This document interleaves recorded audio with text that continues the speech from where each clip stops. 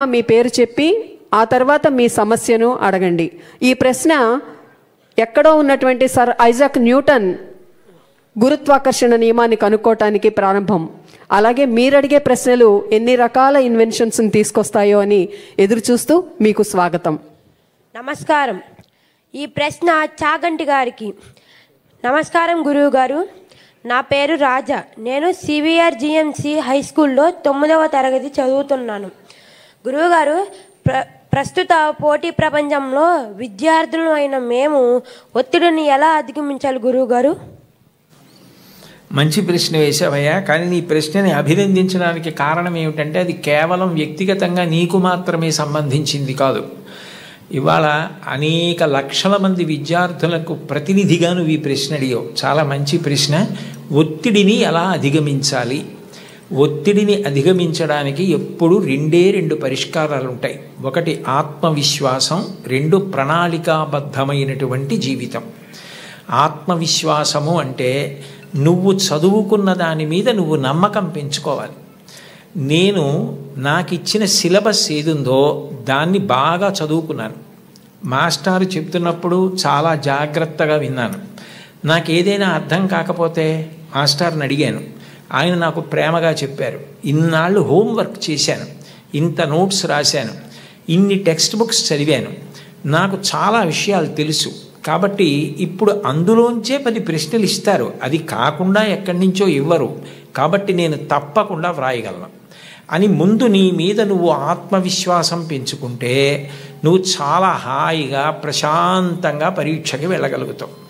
అట్లా కాకుండా నువ్వు ఏదో భయంతో నేను చదివినవి నాకు జ్ఞాపకం వస్తాయా, నేను అన్నీ చదివానా, నేను వదిలేసినవి ఏమైనా వస్తాయా అన్న బెంగ పెట్టుకోకుండా నీ మీద నువ్వు విశ్వాసాన్ని ముందు పొందగలగాలి.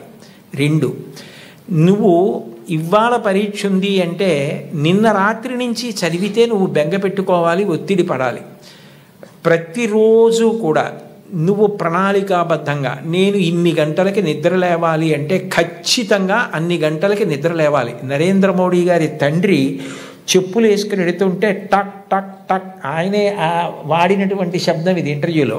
టక్ టక్ టక్ అన్న శబ్దం వినపడితే గడియారాలు దిద్దుకునేవారట. 4:30 మోడీ గారి తండ్రి వెళుతున్నారని చెప్పి, దామోదర్ గారు వెళుతున్నారని చెప్పి. అంటే అంత ఖచ్చితంగా సమయపాలన అలవాటు కావాలి.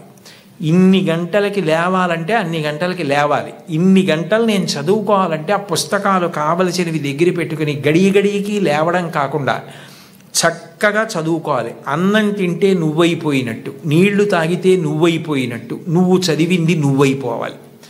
అంటే అంత బాగా చదవాలి. ఒక కాగితం మీదకి సూర్యరశ్మి పడితే కాగితం కాలదు. ఒక కుంభాకార కటకాన్ని, భూతద్దాన్ని సూర్యబింబానికి ఎదురుగుండా పెడితే ఆ కాంతి అందులోంచి వచ్చి కాగితం మీద పడితే కొంతసేపటికి కాగితం కాలుతుంది. ఎందుకనంటే ఆ వేడి భూతద్దంలోంచి ఒక చోట కేంద్రీకృతం అయింది, కాలింది కాగితం. నువ్వు చదివితే అలా చదవాలి. చదువుతున్నంతసేపు పుస్తకం ఏం చదువుతున్నావో అది నీలోకి వెళ్ళిపోవాలి. భూపసభాంతరాళమన పుష్కళవాక్చతురత్వము ఆజి బాహాపటు శక్తి ఉన్నంటాడు భర్తృహరి. నీకు అవసరమైనప్పుడు అలా జ్ఞాపకానికి రావాలి. నువ్వు తిన్నది నువ్వెట్లా అయిపోయావో, నువ్వు తాగింది నువ్వెట్లా అయిపోయావో, నువ్వు చదివింది నువ్వు అట్లా అయిపోవాలి. నీకు అలా జ్ఞాపకం ఉండాలి. అలా ప్రతిరోజు చదువుకోవడం నీకు సంతోషం కావాలి. చదువు భారంగా చదవకూడదు. It must be a passion for you. ఎప్పుడు తెల్లారలేద్దాం, ఎప్పుడు చదువుదామని నీకు ఆసక్తి ఉండాలి, ఆతృత ఉండాలి, అందులో ఒక గొప్ప సంతోషం ఉండాలి.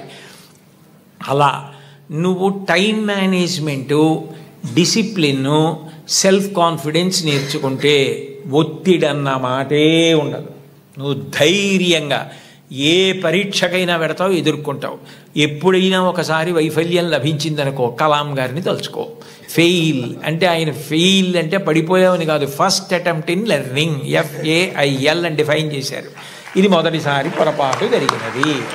మళ్ళీ చేతిలో మట్టి ముద్ద కింద పడితే భూమిని అంటుకుంటుంది, బంతి పడితే పైకి లేస్తుంది. అలా పైకి లే తప్ప బెంగ పెట్టుకోకు. ఇక పైన అన్ని విజయ పరంపరలతో కొనసాగు. శుభం భూయాత్. ధన్యవాదాలు గురువుగారు. తదుపరి ప్రశ్న మరొక విద్యార్థి అడగటానికి సిద్ధంగా ఉన్నారు.